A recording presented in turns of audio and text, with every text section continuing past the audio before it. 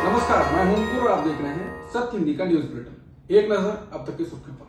America के एक संघीय जज एलिसन बरो ने हार्वर्ड यूनिवर्सिटी में अंतर्राष्ट्रीय छात्र छात्राओं को दाखिला नहीं देने के ट्रंप प्रशासन के फैसले पर अस्थायी तौर पर रोक लगा दी है। जज बरो ने कहा कि अगर यह प्रतिबंध लागू होता है तो अमेरिका की सबसे पुरानी यूनिवर्सिटी को तुरंत और भारी नुकसान हो सकता है। ये फैसला उस मुकदमे में आया है जो हार्वर्ड ने गुरुवार को कोर्ट में दायर किया था। हार्वर्ड ने आरोप लगाया था कि ट्रंप प्रशासन जानबूझकर उन्हें निशाना बना रहा है और उनकी अभिव्यक्ति की आजादी को दबाने की कोशिश कर रहा है। वहीं राष्ट्रपति ट्रंप का कहना है कि ये प्रतिबंध देश की सुरक्षा के लिए जरूरी है। टेस्ला और स्पेसएक्स के मालिक एलन मस्क ने चेतावनी दी है कि अमेरिकी राष्ट्रपति ट्रंप की आक्रामक टैरिफ नीति अमेरिका की अर्थव्यवस्था को 2025 के दूसरे हिस्से में मंदी में धकेल सकती है। एलन मस्क ने यह बयान अपनी सोशल मीडिया साइट एक्स पर एक यूजर के सवाल के जवाब में दिया। जब एक यूजर ने ट्रंप के टैक्स को बहुत बेवकूफी भरा फैसला कहा तो मस्क ने जवाब में लिखा, ट्रंप के टैक्स से इस साल के दूसरे हिस्से में मंदी आ जाएगी। अगर अमेरिका ही टूट गया तो बाकी सब बातें बेकार हैं। मस्क के इस बयान के बाद शेयर बाजार में हड़कंप मच गया। टेस्ला का शेयर करीब 14% गिर गया, जिससे कंपनी की मार्केट वैल्यू से करीब 12 लाख करोड़ रुपए एक ही दिन में उड़ गए। व्हाइट हाउस के अफसरों ने अमेरिका के राष्ट्रपति ट्रंप और दुनिया के सबसे अमीर शख्स एलन मस्क के बीच 6 जून को फोन पर बातचीत तय की है। ये जानकारी पॉलिटिको नाम की एक न्यूज एजेंसी ने दी है। ये कॉल इसलिए जरूरी हो गई क्योंकि दोनों के बीच सरकारी कॉन्ट्रैक्ट और निजी आरोपों को लेकर झगड़ा बहुत बढ़ गया है। एलन मस्क ने तो यहाँ तक कह दिया कि राष्ट्रपति ट्रंप को हटा दिया जाना चाहिए। इस झगड़े का सीधा असर एलन मस्क की कंपनी टेस्ला पर पड़ा है। शुक्रवार को एशिया में शेयर बाजार खुलते ही चीन की कई इलेक्ट्रिक वाहन बनाने वाली ईवी कंपनियों के शेयरों में गिरावट दर्ज हुई। हांगकांग में बाजार खुलते ही दुनिया की सबसे बड़ी ईवी कंपनी BYD के शेयर करीब 2% नीचे गिर गए। इसी तरह नियो और ली ऑटो जैसी दूसरी बड़ी कंपनियों के शेयरों में भी गिरावट देखी जा रही है। इससे पहले अमेरिकी शेयर बाजार में टेस्ला के शेयरों में 14% से ज्यादा की गिरावट दर्ज की गई। टेस्ला के गिरते शेयरों की वजह कंपनी के CEO एलन मस्क और अमेरिकी राष्ट्रपति ट्रंप के बीच बढ़ते मतभेद को बताया जा रहा है। अमेरिकी राष्ट्रपति ट्रंप और टेस्ला चीफ एलन मस्क के बीच जमकर बहसबाजी हो रही है। ये लड़ाई इतनी बढ़ गई है कि मस्क ने ट्रंप पर महाभियोग लगाने की मांग कर दी है। उन्होंने कहा कि उपराष्ट्रपति JD वेंस को राष्ट्रपति बनाया जाना चाहिए। मस्क ने इसके बाद ट्रंप का नाम नाबालिग लड़कियों के यौन शोषण और तस्करी के दोषी जेफरी एप्स्टीन के साथ जोड़ा। उन्होंने कहा कि ट्रंप का नाम एप्स्टीन की फाइलों में है, यही वजह है कि उन्हें सार्वजनिक नहीं किया गया। वहीं ट्रंप ने मस्क की कंपनियों के सरकारी ठेके और सब्सिडी खत्म करने की धमकी दी। उन्होंने कहा कि मस्क पूरी तरह से पागल हो चुके हैं। मस्क ने ट्रंप की धमकी का जवाब देते हुए एक बड़ा कदम उठाया। उन्होंने एक्स पर घोषणा की कि ट्रंप की सरकारी अनुबंध खत्म करने की धमकी के जवाब में उनकी कंपनी स्पेस एक्स अपने ड्रैगन स्पेसक्राफ्ट को तुरंत बंद करना शुरू कर देगी। यह अंतरिक्ष यान नासा के लिए अंतर्राष्ट्रीय अंतरिक्ष स्टेशन तक एस्ट्रोनॉट और सामान ले जाता है। अगर स्पेस एक्स वाकई से बंद करता है तो इससे नासा और अमेरिकी अंतरिक्ष कार्यक्रम को बड़ा झटका लग सकता है। ट्रंप की धमकी का जवाब देते हुए मस्क ने अपने सोशल मीडिया प्लेटफॉर्म एक्स पर एक बड़ा दावा किया। उन्होंने लिखा, समय आ गया है कि बड़ा बम फोड़ने का। डोनाल्ड ट्रंप का नाम जेफरी एप्स्टीन फाइल्स में है, यही कारण है कि इन्हें सार्वजनिक नहीं किया गया। अमेरिकी राष्ट्रपति ट्रंप और दुनिया के सबसे अमीर आदमी एलन मस्क के बीच टैक्स और खर्च बिल को लेकर जुबानी जंग देखने को मिली। ट्रंप ने गुरुवार को कहा कि मैं एलन मस्क से बहुत निराश हूँ, मैंने एलन की बहुत मदद की है। ट्रंप ने ओवल ऑफिस में कहा कि एलन और मेरे बीच बहुत अच्छे संबंध थे, मुझे नहीं पता कि हम आगे भी रहेंगे या नहीं। ट्रंप ने मीडिया से बातचीत में कहा कि एलन को इस बिल के अंदरूनी कामकाज को यहाँ बैठे लगभग किसी भी व्यक्ति से बेहतर जानते थे। उनके जाने के ठीक बाद तक उन्हें कोई समस्या नहीं थी। उन्होंने आगे कहा कि मस्क की आलोचना तभी शुरू हुई जब उन्हें पता चला कि हमें इलेक्ट्रिक वाहन खरीदने के मैंडेट में कटौती करनी होगी, ऐसा कुछ जो सीधे मस्क के हितों पर असर डालता है।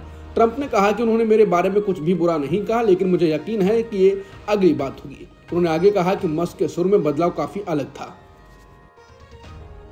कर्नाटक सरकार ने एक बड़ा फैसला लेते हुए मुख्यमंत्री सिद्धारमैया के करीबी सहयोगी के गोविंदराज को राजनीतिक सचिव के पद से हटा दिया है। सरकार ने इसकी जानकारी एक आधिकारिक नोटिफिकेशन के जरिए दी। हालांकि सरकार की ओर से कोई कारण साफ नहीं किया गया है, लेकिन माना जा रहा है कि यह कार्रवाई 4 जून को बेंगलुरु के M चिन्नास्वामी स्टेडियम के बाहर हुई भगदड़ से जुड़ी है, जिसमें 11 लोगों की मौत हो गई और 56 लोग घायल हुए। बेंगलुरु के चिन्नास्वामी स्टेडियम के बाहर आरसीबी की पहली आईपीएल जीत के जश्न के दौरान हुई भगदड़ में 11 लोगों की मौत के मामले में 4 लोगों को गिरफ्तार किया गया।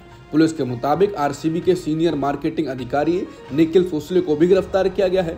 वो सुबह करीब 6:30 बजे मुंबई जाने के लिए एयरपोर्ट पहुंचे थे, तभी उन्हें बेंगलुरु एयरपोर्ट से पकड़ा गया। बता दें, निखिल सोसले आरसीबी की सभी प्रमोशनल गतिविधियों को संभालते हैं। वो खिलाड़ियों और टीम के बीच की कड़ी भी हैं और टीम के सोशल मीडिया अकाउंट भी देखते हैं। बाकी 3 गिरफ्तार लोग एक event management company DNA entertainment private limited से जुड़े हैं।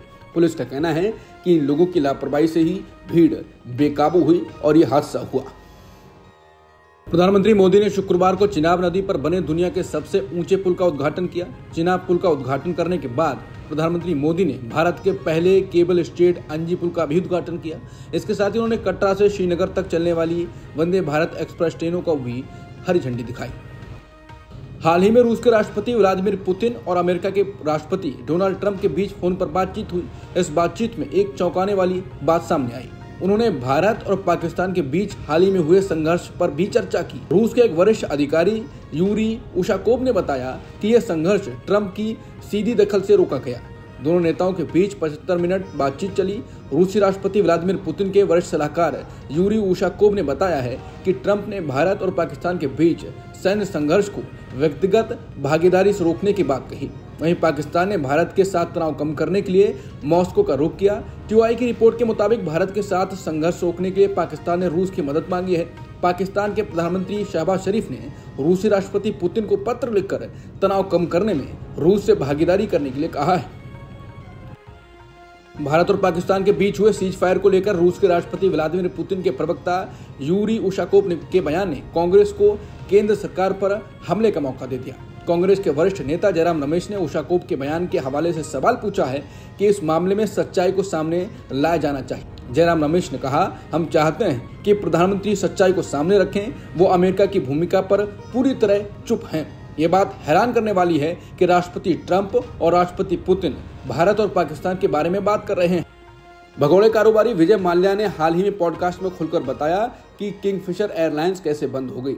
माल्या ने बताया कि 2008 की ग्लोबल आर्थिक मंदी उनकी कंपनी के डूबने की सबसे बड़ी वजह बनी। उन्होंने कहा कि उन्होंने उस समय के वित्त मंत्री प्रणब मुखर्जी से भी मुलाकात की थी और मदद मांगी थी। उन्होंने कहा कि मैंने प्रणब मुखर्जी से कहा कि मैं बहुत मुश्किल में हूँ, एयरलाइंस को छोटा करना पड़ेगा, यानी कुछ जहाज हटाने होंगे और कर्मचारियों की छटनी करनी होगी, क्योंकि इस आर्थिक माहौल में सब कुछ चला पाना मुश्किल हो गया है। विजय माल्या ने बताया कि जब उन्होंने किंगफिशर एयरलाइंस की हालत खराब होने पर सरकार से मदद मांगी और कंपनी को छोटा करने की बात कही तो उन्हें ऐसा करने से मना कर दिया गया।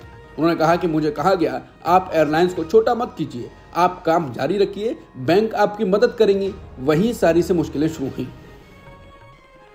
विजय माल्या ने कहा कि अगर उन्हें निष्पक्ष ट्रायल और सम्मान से जीने की गारंटी मिलती है तो वो वाकई भारत लौटने पर सोचेंगे। उन्होंने कहा कि आप मुझे भगोड़ा कह सकते हैं, लेकिन मैं भागा नहीं। मैं तो पहले से तय एक यात्रा पर गया था, हाँ, फिर वापस नहीं लौटा, लेकिन उसकी वजहें मेरे हिसाब से सही थी। उन्होंने कहा कि अगर आप मुझे भगोड़ा कहना चाहते हैं तो कहिए, लेकिन चोर कहां से आ गया? मैंने क्या चोरी की है? अमेरिकी राष्ट्रपति ट्रंप ने कहा है कि उन्होंने चीन के राष्ट्रपति शी जिनपिंग से फोन पर बात की है और अब वो चीन दौरे की योजना बना रहे हैं। उन्होंने चीन के राष्ट्रपति शी जिनपिंग को अमेरिका आने का न्योता भी दिया है। हालांकि दोनों देशों ने अभी तक किसी यात्रा की आधिकारिक पुष्टि नहीं की है। वहीं चीनी मीडिया के मुताबिक व्हाइट हाउस के अनुरोध पर दोनों नेताओं के बीच फोन पर बात हुई थी। ट्रंप ने अपने सोशल मीडिया हैंडल पर लिखा कि दोनों के बीच बातचीत 1.5 घंटे तक चली और इस दौरान ज्यादातर बातें व्यापार को लेकर हुई।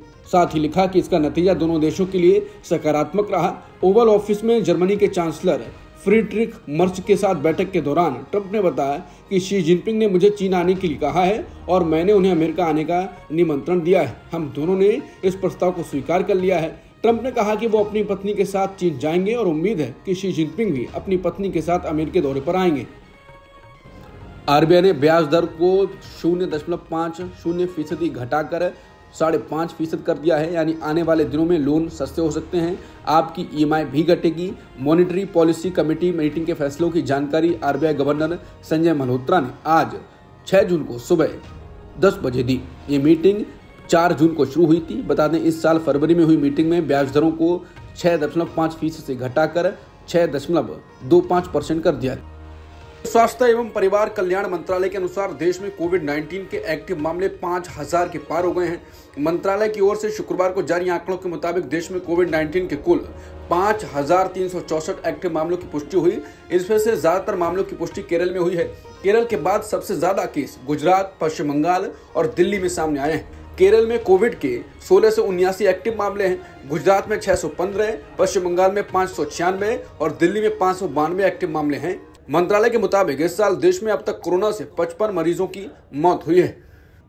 अब तक की सुर्खियों में इतना ही। बाकी खबरों के लिए बने रहिए सत्यहिंदी.com के साथ।